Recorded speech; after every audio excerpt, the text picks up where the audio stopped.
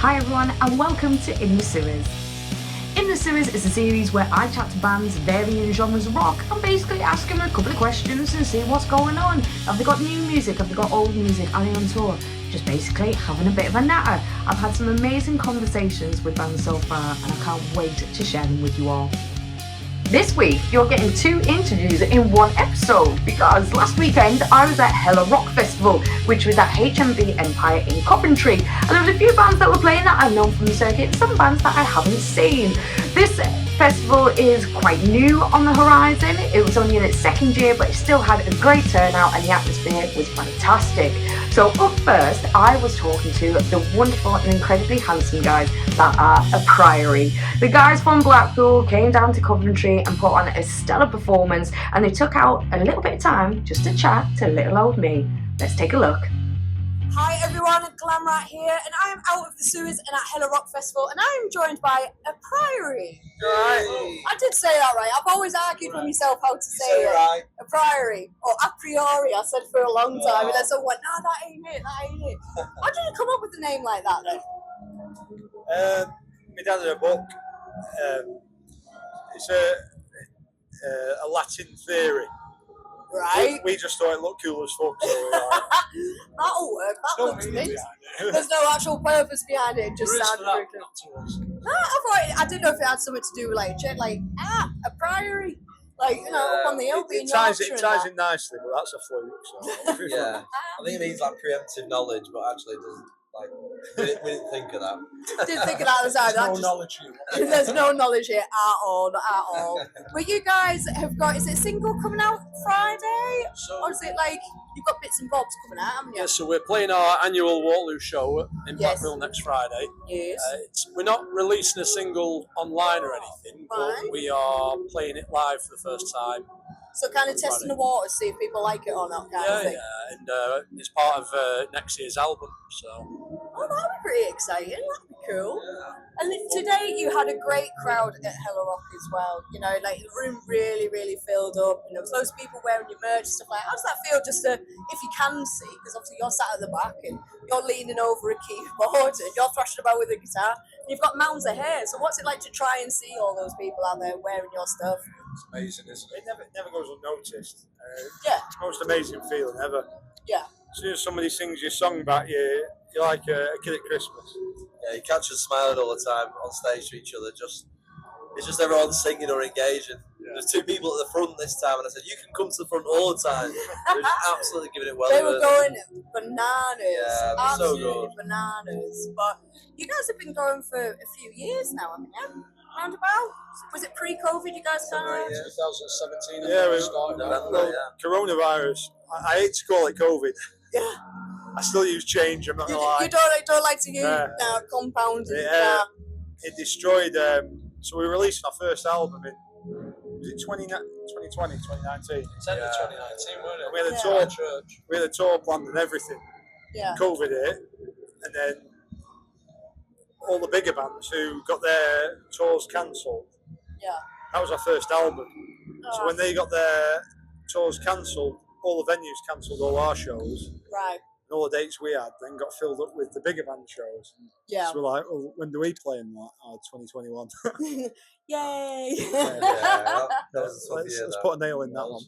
So, Yeah. But you've gained momentum, and you guys have seemed to have had a great slots, like loads of festivals and stuff. And obviously, it's coming to the end of the festival season now. And like you said, you've got your annual gig at the Waterloo. So what do you guys do over the course of the winter periods? Do you just chill out and mellow out a little bit, or is the train still running on the tracks? It's always moving. We have the Christmas week off, don't we, to do Christmas stuff with our families and that. But Crap jumpers and all that to the yeah, sun yeah. and Lord of that. the Rings jumper. yeah, all that. And other than that, we just get back on it. We're like I said, we're releasing a new album next year, so it's just the train's just full steam ahead at the moment. Not stopping at all. So have you got a lot in the diary for next year then? Yeah, Definitely. Yeah. Near enough a full year Well, just booked start to finish. For context, we're not actually taking any more gigs for next year at the moment, just because of like 'Cause we've you're that got full. too many. Honestly, we've got too many. Which is a nice feeling to have. I was going to say that must be a Yeah, great thing it's though, great. to be able to have that. 27, so it's That's first time insane. ever we're like 2 years ahead. Obviously, we'll accept like fantastic slots and everything, but Yeah, if there's anyone who's got fantastic slots available, you know it. the boys are here already. Now, I have been asking people throughout the series, what is the greatest opening riff of all time? What would you pick as your greatest opening riff of all time? Because we've had a few AC/DCs, we've had like the Killers shot in there, we've had like loads of different things. I would say Iron Man, Ozzy, because when it kicks in, it's just that ploddy, beefy riff. It's chunky, isn't it? It's Yeah. a pretty solid riff, that one. Yeah. I think I've got to go for Cochise. Oh. As soon as that drops, yeah. she's gone. She's gone. For me, thanks, Mouse. He's the longest arm. I'll speak out here. Crazy Train, Ozzy. The moment that riff starts coming in, it's just like, wow. Just keeps chugging along. It's just there. There's a theme here with Ozzy, isn't there? So you must have been huge Ozzy fans. Did you get to go to the Black Sabbath gig? No. No, we watched it. Well, I watched it, yeah. 2 hours behind. yeah. Watching my good friends back in, well, fans as well, but good friends back in Blackpool. So we all had a bit of a drink and, watched it all together. It was good. Yeah, and then obviously, sadly, Ozzy passed away and things like that. Do you think he knew his time was there and like it was just perfect just to end on a high kind of thing? Yeah, the stars aligned too much with that, I think. Yeah, it was a bit creepy, wasn't it? Yeah, I would just all kind of. later it happened. Yeah. I think he knew. I think he knew it was coming. And yeah. It was beautiful though. It was just such a beautiful thing. It, yeah, definitely. And then I've also been asking people if you could support anybody on tour.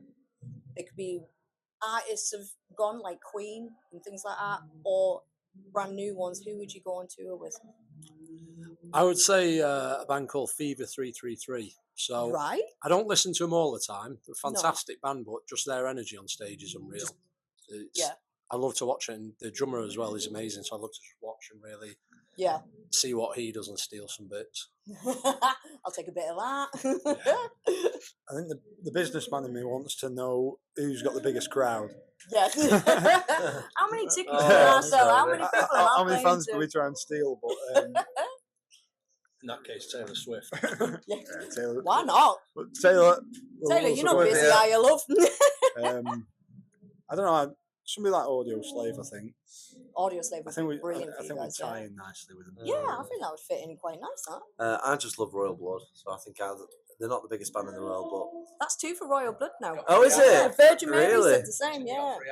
Oh, sorry. Yeah. Anyway, no.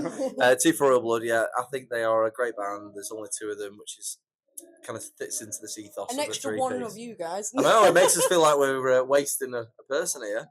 You got to have a driver though, haven't you? True. I'll drive. Yeah, so we'll drive. But other than that, Red Hot Chili Peppers. If I had to pick one that That'd be cool. might not go with, but would be like a dream, it'd be Red Hot Chili Peppers. Yeah, I mean, to be fair, Skindred opened up for Kiss on Yeah. their farewell tour, so that's like a bit fair, jarring. I went to see Red Hot Chili Peppers, and I think who was it? Was it Kendrick Lamar or someone that opened up for them? It was someone so mental that was like Someone very Californian. Yeah, literally half the crowd. I think they were late, so Red Hot Chili Peppers played first.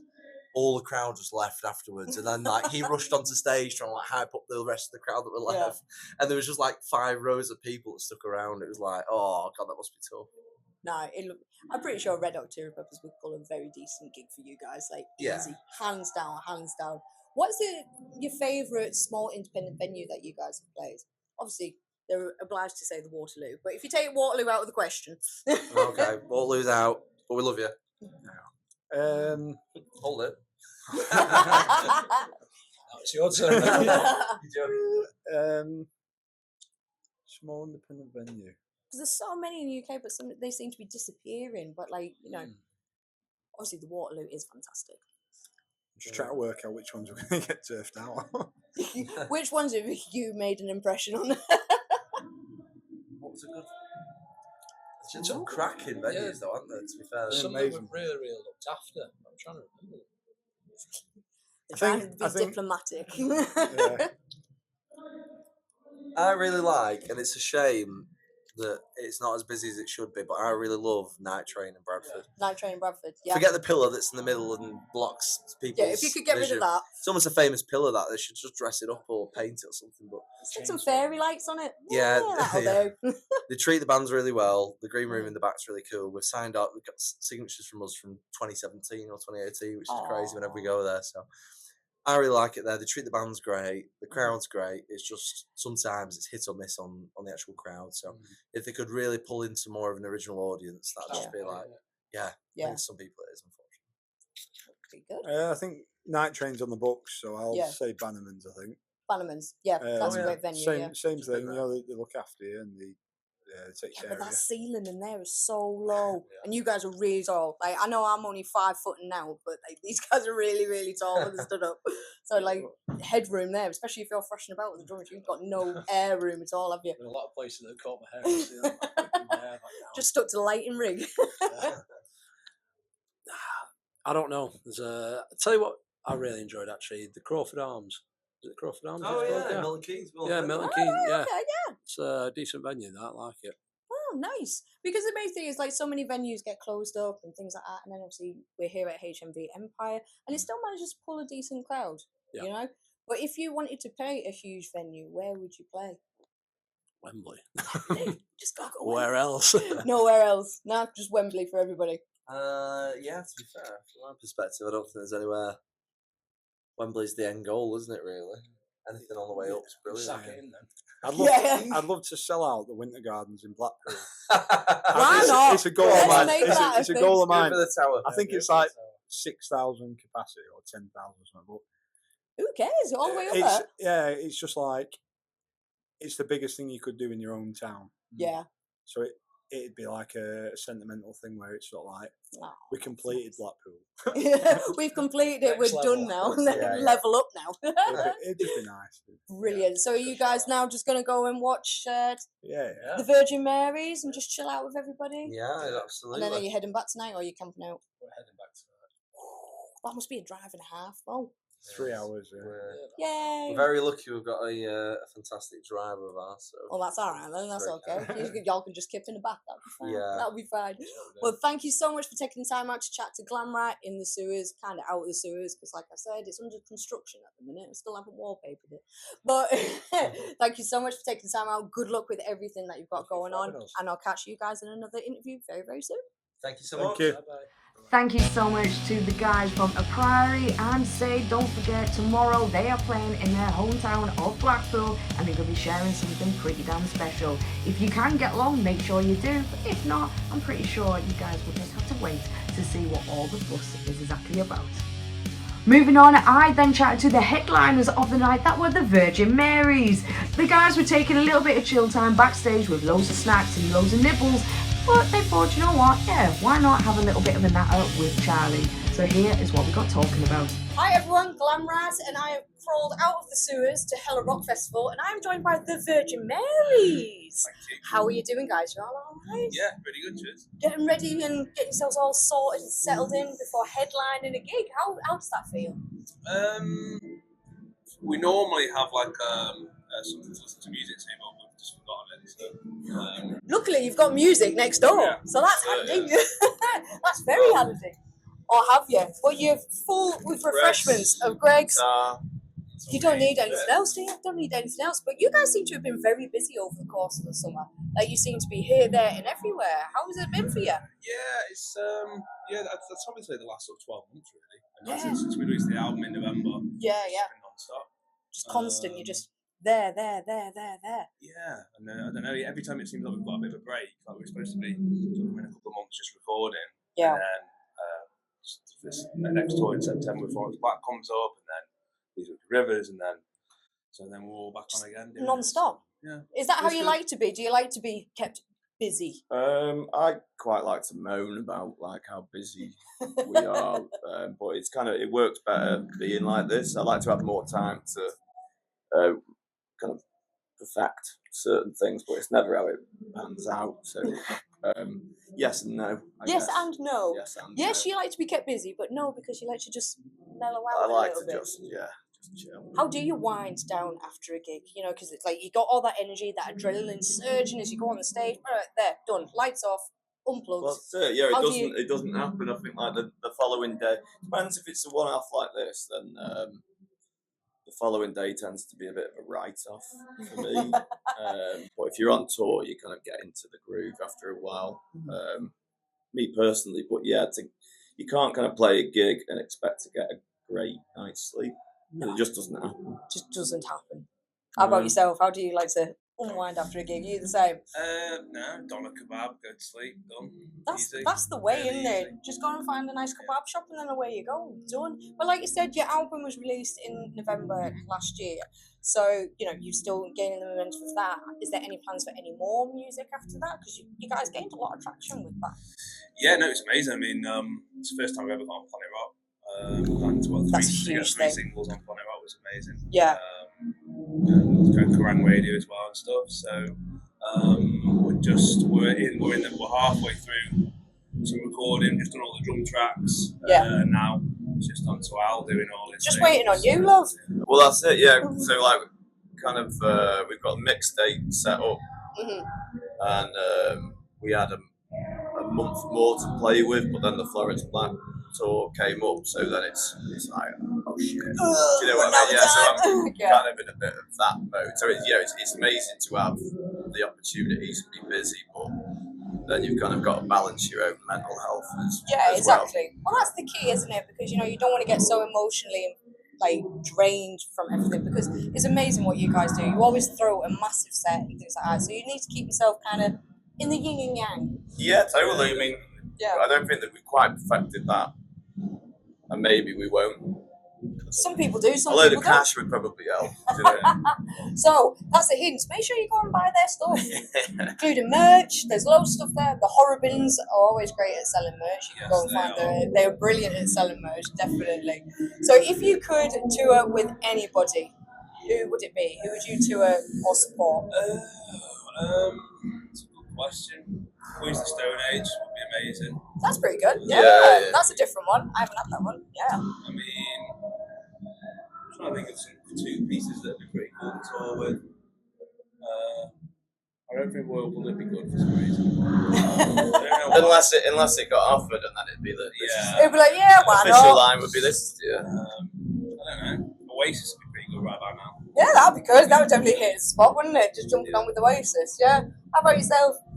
Well, I'd say that we both really respect Queens of the Stone Age, so that'd be great. It'd be amazing to play with Royal Blood.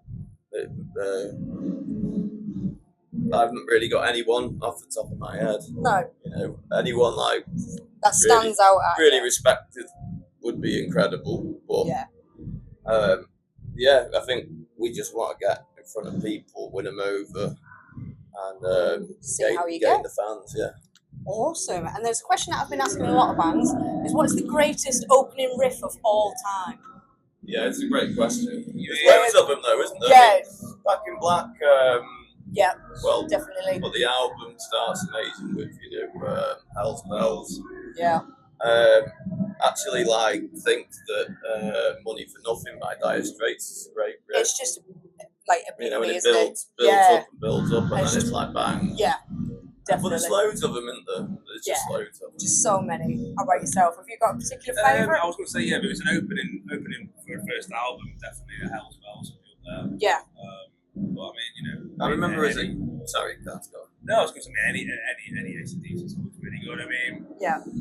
I mean, Thunderstruck is a great opening riff.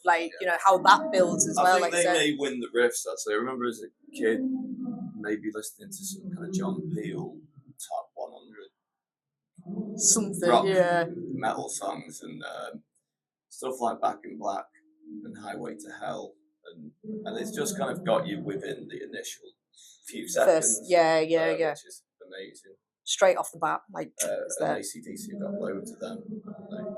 Huge back catalogue, That's amazing. Well, I tell you what, we won't take up any more of your time because you've got to sit down with your Greg's pasty, your guitar, got to get yourself settled and all that. Is there anything you'd like to say to people at home who maybe haven't checked you out just yet? What should they expect from you guys? It'll just be full on hour and 15 minutes, whatever we are Yeah, doing. believe it or not, it'll be very full on. And, It doesn't come across like yeah, it. we only know one way to do it, so Yeah. nothing left on stage. Just all out, balls out, you're there, done. Sounds like a plan. But this is the Virgin Marys. Check them out on social media, Spotify. I presume you're on all of those sort of All of things. that stuff. All of that jazz. And if you like them that much, make sure you go and buy the merch, because these guys need a little bit of pennies so they can make their next album. All bands do. All bands do. Every band out there. But until next time, catch you later, guys. Bye. Thank you so much to the Virgin Marys for chatting with little old me. And if you think both A'priori and the Virgin Marys are a little bit of what you fancy, make sure you hit the links in the description below to go and follow them on Spotify and on socials, and give them a love, like, share and a follow. It was an amazing weekend, just one day filled with bands and people and beer and everything else that you could ask for. But that does round out this festival season for little old me. So next week I'll have a little bonus episode for you guys, because I had a chat with Jada at Stone Dead Festival, so I'll share that with you guys. But that'll be it from me. No more festivals unless something creeps up over the course of the winter months. But if not, make sure you check out all my other interviews that I've done so far, and stay tuned, because I'm pretty sure I've got some more in the pipeline. But take care, and until next time, catch you later, GlamRats. Bye bye. Bye bye.